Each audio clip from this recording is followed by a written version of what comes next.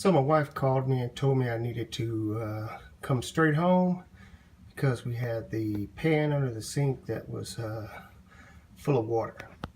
So I get home, I discover this is very loose, and basically what has happened is this ring here is cracked and split in half, and it's not making a good seal anymore. If you see that right there, there's no seal on it. So I'm going to replace this and put some more plumber's putty and replace this ring.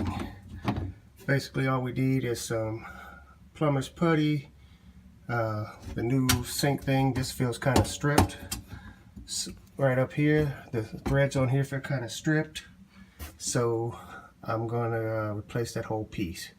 So I loosen here, already got this loosened. Take this out right up here, take this off and slide the new one on and bolt it down, put some plumber's putty on top, and that'll be the whole job. Okay, so I don't have a vise, so I'm going to use some vice grips, and to get this neck of this off, it's really tight. It's giving me a problem. I can't do it with just my hands, so I'll just be holding it with the vice grips and using the channel locks to take it apart. Sometimes you have to improvise when you don't have a workshop. So here's the one I bought from Home Depot. It's a Glacier Bay. There's the part number. It's got the drain cap, the strainer, and all the pieces that I need to replace all of those broken pieces there. This baby here was $35.26. And then a little can of plumber's putty from Home Depot also was just $2.78 plus tax. Everything was $41.18. So we'll get everything back together, put the plumber's putty in, and let it seal. So you slide the brass piece up from the bottom all the way up to this lip up here to get it to seal. And then we have a little top hat gasket that goes in the center of here. Put that on, and then when this gets pulled up from the bottom, you have to excuse me, I'm using one hand and holding the camera with the other. But you pull that up, run it all the way up to the top of the pipe. Put the pipe back down in the other pipe inside with the drain there, and then we'll put the strainer in there and tighten it down, but we'll also put some plumber's putty on it. So this part comes with the rubber gasket, the paper gasket, the bracket to seal it to there, and then we'll put some plumber's putty under the top half of this. But these are all the pieces you need to get a good seal, and you'll put this rubber and paper gasket on the bottom side with the clamping nut here, and then you put plumber's putty under the lip, and I'll show you that in a moment. So you got a thin roll of that plumber's putty, and you'll put that around the edges, and when you get it down in there even, it'll create a nice tight seal. So you get that plumber's putty, get you a nice thick bead around there. You don't worry about the excess.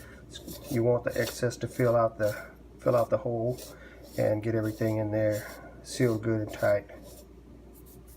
Don't forget to put your little rubber gaskets that go around the little tightening nuts. They make a good seal around the pipes when you're putting different pipes together. So don't forget those if they fall off or you take them off, but be sure and put them back. That'll prevent you from having some leaks. Leave all of these little nuts, plastic nuts here, hand tight, and even your brass nut here hand tight, until you get everything lined up. Once you get everything lined up, you can hand tighten it and then go back and tighten everything with your channel locks to make sure you have no leaks. You want to make sure you got a good clean surface around here. So you just get all the old putty out of there, which I had done previously, but get a nice clean surface, and then when you press it down in there, you get everything sealed up. Everything will be all nice and tight and sealed.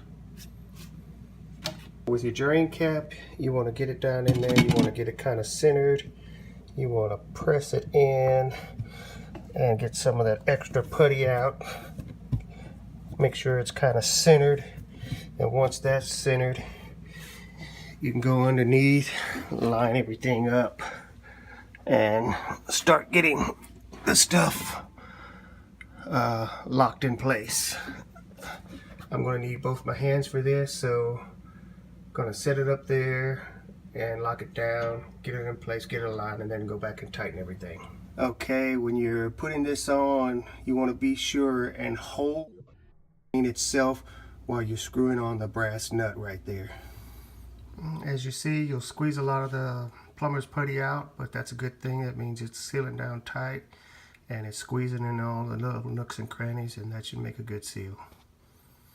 But that's it. Tighten everything a little bit with the channel locks. These little plastic nuts, you only want to tighten them a little bit because they are plastic. The threads will strip. So just get them snug with the channel locks. All places that you loosen. Everything up there. The rubber and paper gasket should seal the bottom really good, and you should have a nice clean seal. Thank you. The ring up there cracked. The water was actually not leaking from the rubber gasket here, but it was pouring over the top where the putty had broken loose underneath the drain on the top side. That's holding. There's plenty of water in there, as you can see. The putty's holding. Pull this. We'll let water flow through the pipe and see if any leaks are in any of the pipe drain couplings. And so far that looks pretty good. So looks like we're all done. It's drained completely. Now I got to clean up the mess that was down here and let it dry out, and everything's good. We can put all the kitchen stuff back under here that we keep under here. It's a lot. Thanks for watching.